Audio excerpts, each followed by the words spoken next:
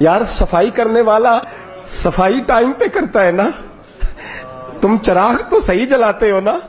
مجھے بتاؤ آنے والوں, یہ تو بتاؤ شہر مدینہ کیسا ہے, اور سر ان کے قدموں میں رکھ کر جھک کر جینا کیسا ہے. دل آنکھیں اور روح تمہاری لگتی ہے سیراب مجھے, در پہ ان کے بیٹھ کر آب زمزم پینا کیسا ہے. کہنے لگے عمر اس کونے کا کیا حال, اور پھر کہنے لگے وہ فلاں فلاں باغ میں حضور اثر کے بعد جایا کرتے تھے, اس کے پھلوں پھولوں کا کیا حال ہے. تو حضرت عمر کہتے ہیں بلال کی باتیں سن کے میں رویا. تو میں نے کہا بلال تجھے اتنا پیار ہے تو چھوڑ کیوں آیا ہے. تو کہنے لگے عمر میرا وجود شام میں رہتا ہے پر دل میرا مدینے میں ہی رہتا ہے, روح میری مدینے میں ہی رہتی ہے. بس سجنا باج محمد بخشا کی مرنا تے کی جینا, کہاں وہاں ہی رہتا ہوں. ایک دفعہ نا کوفے میں رہتے تھے حضرت علی, مولا علی نے ساری زندگی کسی سے سوال نہیں کیا, دینے والے تھے نا, سوال نہیں کیا. ایک بڑی خوبصورت کندیل ایک شخص لایا, خوبصورت لالٹین بنی ہوتی تھی وہ, اور اس میں تیل مٹی کا نہیں ڈالتے تھے, خوشبو والی کوئی چیز ڈالتے تھے تو وہ جلتی تھی. وہ لایا کوفے کی جامع مسجد میں, حضرت علی کوفے آ گئے, کہا حضور یہ جلا لیں. جب وہ لایا نا کندیل تو حضرت علی نے زندگی, امام حسن کہتے ہیں میں نے عجیب زندگی بھر سوال نہیں کیا. اس سے کہنے لگے میں نے کبھی کسی سے کچھ مانگا نہیں, اس طرح کی ایک اور مل جائے گی. تو اس شخص ایسے جیسے وہ عرش پہ نہیں بیٹھ گیا کہ علی نے مجھے کہہ دیا. کہنے لگا حضور مل جائے گی. فرمانے لگے لے جاؤ. کہتے ہیں وہ لے کے آیا. تو جب وہ لایا تو پہلے والی کندیل کو اتنا نہیں, اس کندیل کو سینے سے لگایا, اپنا امامے کا پلو لے کے حضرت علی نے پوچھا. پھر آنکھوں میں آنسو آئے. امام حسن کہنے لگے ابا جی میں سمجھ نہیں پا رہا, یہ آپ نے تو زندگی بھر بھوک کاٹی ہے, سوال نہیں کیا, تو یہ کیا ہے. کہنے لگے مجھے بڑی پسند آئی تھی, دل کرتا ہے ایک لے لوں اور میں حضور کی مسجد میں بھی بھیج دوں, میں مدینے میں بھی بھیج دوں.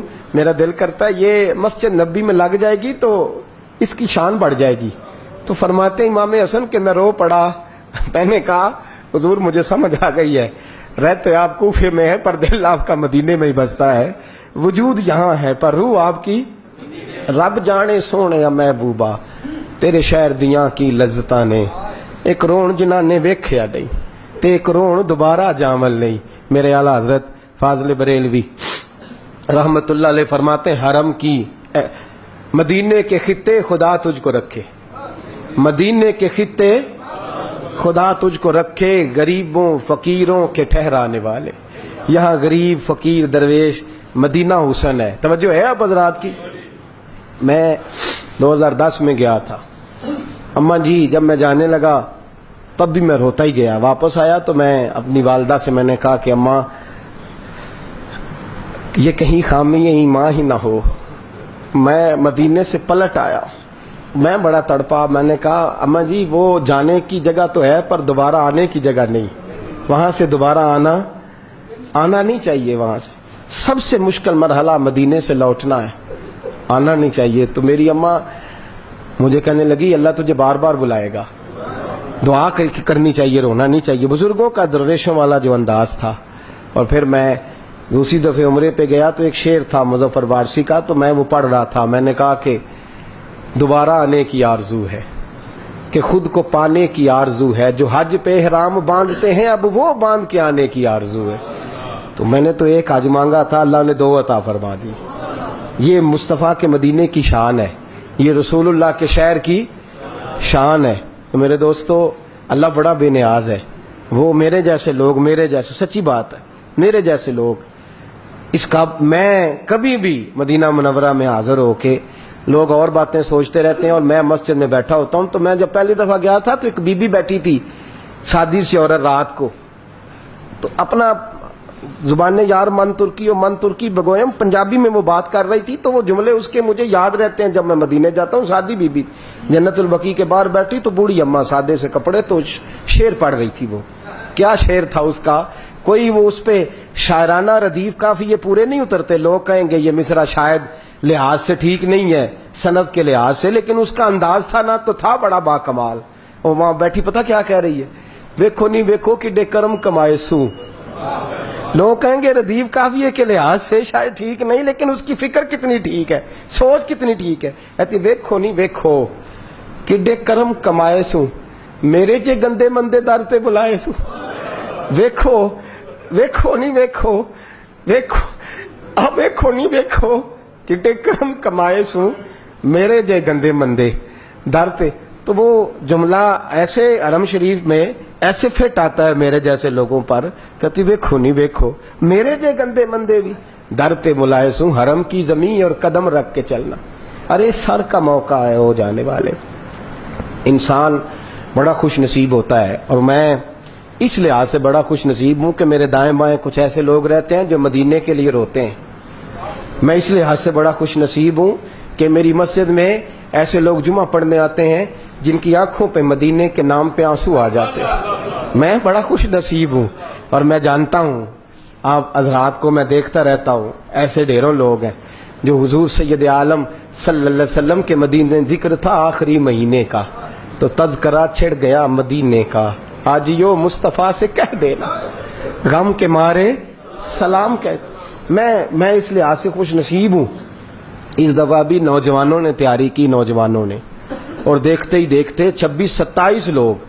اور خوش نصیبی کی عادت ہے کہ جوانوں کا قافلہ جنہیں اتنی جلدی شوق پیدا نہیں ہوتا، اور تڑپ کر کے تیار ہوئے، رو کر کے تیار ہوئے. میں نے کہا میں خوش نصیب ہوں.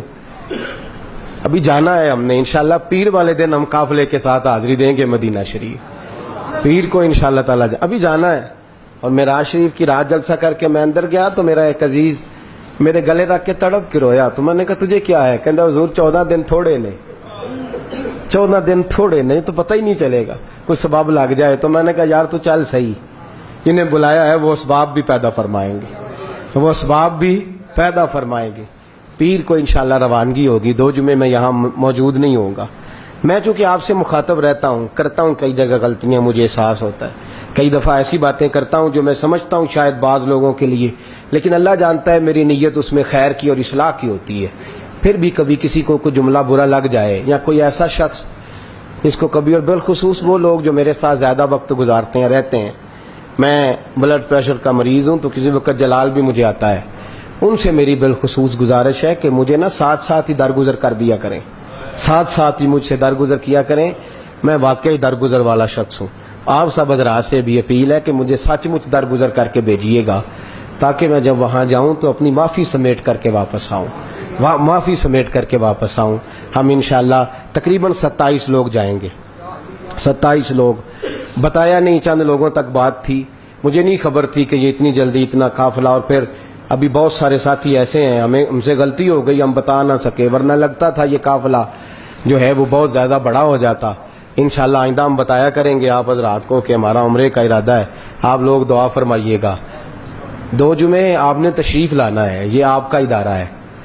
آپ سچ مچ یہاں آتے ہیں، آپ کا ادارہ ہے. آپ 2 جمعے آئیں گے، یہاں بیان سنیں گے، آپ یہاں نماز جمعے کی ادا کریں گے. اور شب برات کو میں یہاں موجود نہیں ہوں گا، لیکن جس جگہ میں موجود ہوں گا وہاں بیٹھ کر جو پہلی دعا ہوگی وہ آپ حضرات کے لیے ہوگی. تو آپ لوگ یہاں تشریف لائیں گے، شریک ہوں گے. اور میں نے آج وہاں بھی دوستوں سے کہا ہے اور یہاں بھی کہتا ہوں، جو ساتھ والے ہیں وہ تو ساتھ والے ہی ہیں. وہ تو انشاءاللہ تعالی میں اپنی کچھ کمائی لے کے جاؤں گا کہ سرکار یہ کچھ تیاری ہے میری، اور باقی بھی. اور جہاں تک آپ حضرات کا تعلق ہے، میں ویسے بھی اپنے بچوں کے لیے اور اپنے گھر والوں کے لیے دعا بعد میں کروں گا. اور پہلے میں عرض کروں گا، چونکہ ہم نے پہلے مدینہ شریف جانا ہے، اس لیے کہ ان کے طفیل آج بھی خدا نے کرا دیے. پھر وہاں سے ہم مکہ مکرمہ جائیں گے. تو میں جب سرکار کی بارگاہ میں جاؤں گا تو یہ آپ کے آنسو مجھے یاد رہیں گے. اور میں پہلی بات یہی عرض کروں گا کہ حضور، لوگ دنیا کے لیے روتے ہیں، مال کے لیے روتے ہیں، جائیداد کے لیے روتے ہیں. میں جامعہ رحمانیہ میں کچھ ایسے بھی چھوڑ کے آیا ہوں جو آپ کے لیے رو رہے تھے.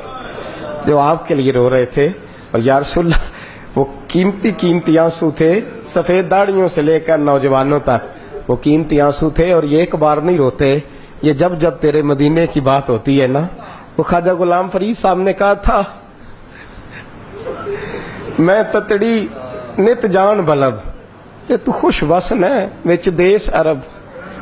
میں آپ کے لیے، پہلے آپ کے لیے، اس لیے کہ میں جانتا ہوں یہاں بڑی دشواری سے لوگ آتے ہیں. اور بڑی تکلیف کے ساتھ یہاں سخت گرمی میں دھوپ میں جمعہ پڑھ کے جاتے ہیں. یہ آپ کا ذوق کسی جگہ بھی ہمیں بھولتا نہیں. حرم مدینہ میں بھی پہلی دعا آپ کے لیے ہے اور حرم کعبہ میں بھی پہلی دعا آپ کے لیے ہے. بس یہ دعا فرمائیے گا کہ ویکھو نہیں ویکھو کہ کرم کمائے سو میرے جے مندے چنگے در تے بلائے سو. خدا آپ کو قیامت کی صبح تک آباد فرمائے. آخر دعویٰ یعنی الحمدللہ رب العالمین.